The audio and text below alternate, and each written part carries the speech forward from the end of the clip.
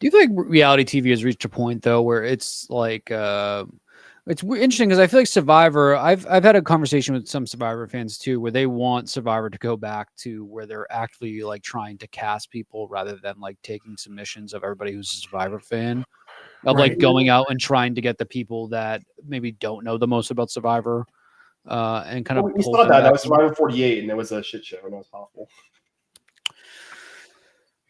I think Yeah, because somebody on TikTok who said that they've only watched the new era, or maybe they only watched this season, and heard that a lot of people like prefer the old style. Like, why is that? And I've been thinking a lot about that. And for me, obviously, the nostalgia of it is one thing, but the show felt like the show itself felt bigger.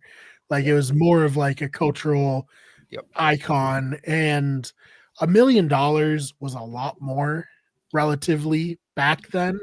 Like I feel like back then, if you won $1 million, you're like, oh, you're rich. Now it's like, nice. I can maybe afford the house that I want, or I can be more picky with my job. But it's not gonna be something that makes someone rich.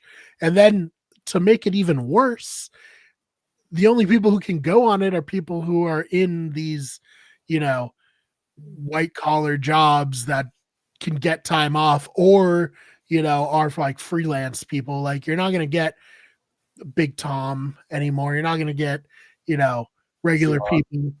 What was that?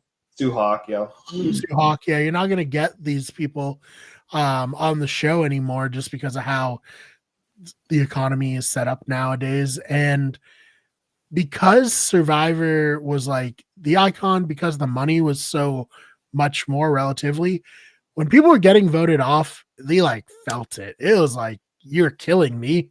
You're taking this huge opportunity away from me. Now, because of people like us, quite frankly, is way more viewed as, oh, it's a game. It's like, Mario Party. And yeah, someone wins $1 million at the end, but whatever.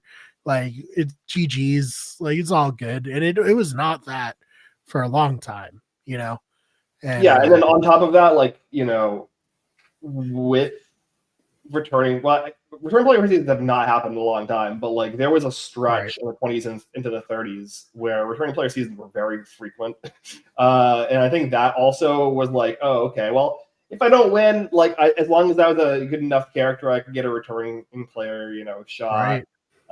And then also now we have, all of these kind of spin-off reality shows. We're obviously going to talk about The Traitors season 4 starting in less than 2 months. Like that's another opportunity. The challenge, like you mentioned, is another opportunity. So like, as long as you're like a presence on the show and you do something memorable, or like you're like semi-memorable as a character, like there are opportunities for you to do more, even if you're not the winner. And so like I think that also probably adds to like the lack of people being as pissed off. And then like you said, like if the prize money was $5 million, right? I don't think that would, yeah, that people would be way more pissed. We'd get way more Kelly Nalbandian style entrances where people are just like, cursing people out. Yeah, and I think it would be more entertaining, in my opinion. That would mean more. And you know what? Like Johnny Fairplay, when he did his lie about his grandma being dead, in his confessional, he's like, I'm only going to get one opportunity to play Survivor. Granted, he played again, but like in his mind, he's like, this is my one shot. I'm going to do anything I can to win Survivor. And I think all of that goes to why Survivor feels different now than it did back then. It goes into our talk too of people not wanting to be perceived on social media as being like a bad person or somebody that's a liar or somebody that burns somebody else, because fandoms are nasty and vicious now. Yeah, way, and they're way more able to get their hatred out than they ever have been before. So I think that's a big part of that. I think that. Yeah, I think we just cross off all the check boxes there. The social political climate cannot handle having all these crazy people on it. I think if you go back to Survivor Africa with Big Tom voting out the guy that stole the beans, Clarence, ate the beans, I think that there would be an entire whole thing about it on social Yeah, media. Big Tom doesn't play in today's society. That is for sure.